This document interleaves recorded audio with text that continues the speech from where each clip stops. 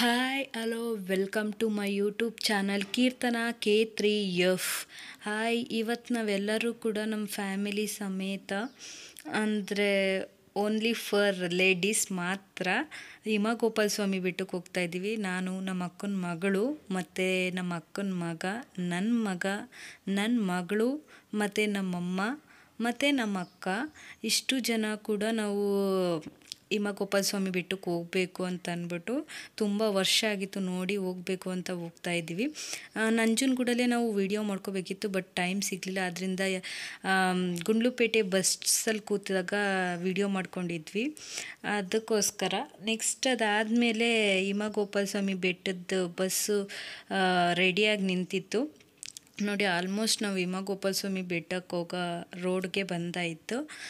ನಾವು 7 o'clockಗೆ ಗುಂಡ್ಲುಪೇಟೆನಲ್ಲಿ ಹಿಮಗೋಪಾಲ ಸ್ವಾಮಿ ಬೆಟ್ಟಕ್ಕೆ ಬಸ್ ನಿಂತಿರುತ್ತೆ. ಯಾರನ್ನ ಕೇಳಿದ್ರು ಬೇಕಾದರೆ ತೋರಿಸ್ತಾರೆ. ತುಂಬ ಬಸ್ ಅವೈಲಬಲ್ ಇದೆ. ಅದರಿಂದ ಏನು ಬಸ್ ಇಲ್ಲ ಅಂತ ಎಲ್ಲ ಏನು ಯೋಚನೆ ಮಾಡೋಂಗಿಲ್ಲ. ಬಸ್ ಬಿಟ್ಟಿದ್ದಾರೆ, ಆರಾಮಾಗಿ ಹೋಗಿದ್ದು ಬರ್ಬೋದು ಅಂತ ಭಯ ಏನಿಲ್ಲ. ಓನ್ ವೆಹಿಕಲಲ್ಲೇ ಹೋಗಬೇಕು ಅಂಥದ್ದೆಲ್ಲ ಏನಿಲ್ಲ. ಗೌರ್ನಮೆಂಟ್ ಬಸ್ಸಲ್ಲೇ ಆರಾಮವಾಗಿ ರಶ್ ಇಲ್ಲದೆ ಹೋಗಿದ್ದು ಬರ್ಬೋದು ನೋಡಿ. ಬೆಟ್ಟ ಬಂತು.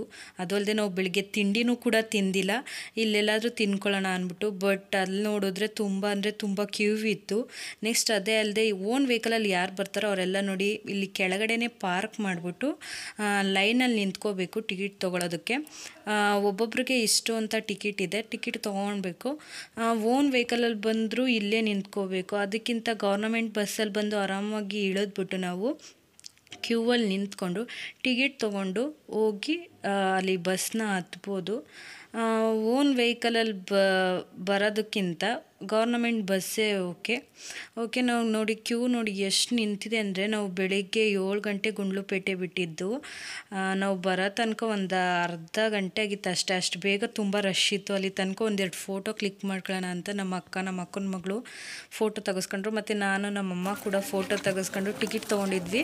ಅಲ್ಲಿ ಪ್ರತಿಯೊಬ್ಬರು ಟಿಕೆಟ್ ತೊಗೊಂಡವ್ರಿಗೂ ಕೂಡ ಈ ಥರ ಬಸ್ಗಳನ್ನ ಬಿಟ್ಟಿರ್ತಾರೆ. ಒಂದು ಬಸ್ಸಲ್ಲಿ ಇಷ್ಟೇ ಜನ ಹೋಗಬೇಕು ಅಂತ ಬಿಟ್ಟಿರ್ತಾರೆ.